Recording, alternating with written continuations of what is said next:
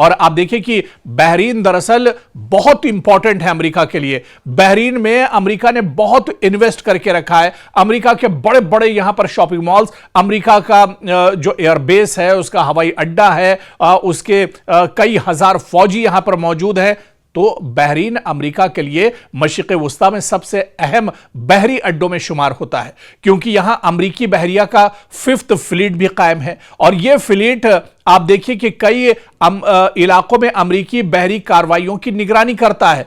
खास तौर से जो बहरीन का 5th फ्लीट है वो खलीज फारस, अबनाए हुर्मुज, खलीज ओमान, बहर अरब और बहर अहमर को एक तरह से सेफगार्ड देता है, इसकी हिफाजत करता है। इसकी निगरानी दरअसल बहरीन से ही होती है। 5th फ्लीट ही इन तमाम जो ये समुद्री रास्ते हैं, गुजरगाहें हैं, इनकी जो निगरानी होती है वो बहरीन से होती है। इसी बेड़े के जरिए अमेरिका ईरान की बहरी सरगर्मियों पर नजर रखता है और इजराइल समेत अपने इत्तेहादियों को समुद्री तहफ्फुज़ भी फराहम करता है। इसी वजह से बहरीन पर ईरान के हमला करने की एक बहुत बड़ी स्ट्रेटेजी है। रिपोर्ट्स के मुताबिक ईरान या उसके हिमायत याफ्ता अनासिर ने बहरीन में अमरीकी फौजी तंसीबात को निशाना बनाने की कोशिश की, जिसका मकसद अमरीकी कमांड एंड कंट्रोल सिस्टम पर दरअसल दबाव डालना था। अगर ऐसे हमले कामयाब होते हैं तो इसके नतीजे में आप यह मानकर चलिए कि बहरी कार्रवाइयां मुतासिर हो सकती हैं, इंटेलिजेंस राब्ते कमजोर अमेरिका के पड़ सकते हैं, अमेरिकी बहरी बेड़े की नक्ल हरकत सुस्त पड़ सकती है, खलीज में मौजूद अमेरिकी जंगी जहाजों की सपोर्ट भी मुतासिर हो सकती है।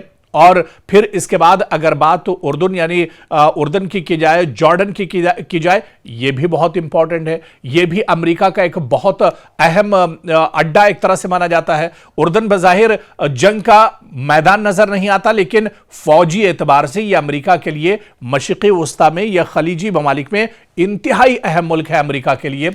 उर्दन में मौजूद टावर 22, आपने नाम सुना होगा, जब से जंग छिड़ी है टावर 22 का नाम भी सामने आ रहा है।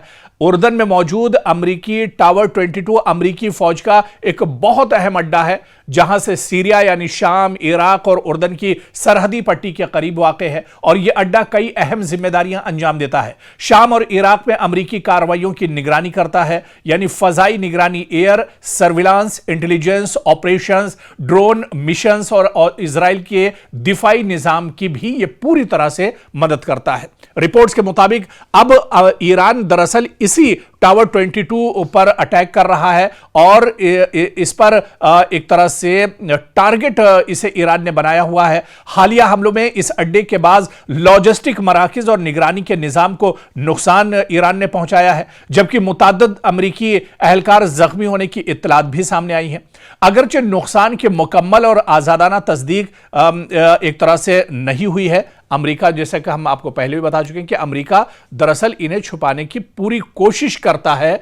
अमेरिका यह चाहता है कि ये चीजें दरअसल निकलकर सामने ना आने पाए। जो हमले हो रहे हैं वो हमले दुनिया के सामने ना आने पाए, वरना अमेरिका की जो चौधराहट है, अमेरिका का सुपर पावर वाला जो टैग है, वो दरअसल कहीं ना कहीं उस पर असर पड़ेगा। और यह कहना अभी कबल अज वक्त होगा कि अमेरिका की कई दहाइयों पर मुहित बालादस्ती खत्म होने वाली है, लेकिन इतना जरूर है कि अमेरिका को बहुत बड़ी चोट दरअसल मशरिक़ वुस्ता में लगी है, जिसकी भरपाई करने में अमेरिका को एक लंबा वक्त लगेगा। या फिर अमेरिका मशरिक़ वुस्ता छोड़कर चला जाएगा, या फिर मशरिक़ वुस्ता में अगर रहता है तो उसका वो दबदबा नहीं रह जाएगा जो अब से कुछ साल पहले या इन जंगों से पहले जो अमेरिका का दबदबा मशरिक़ वुस्ता में हुआ करता था।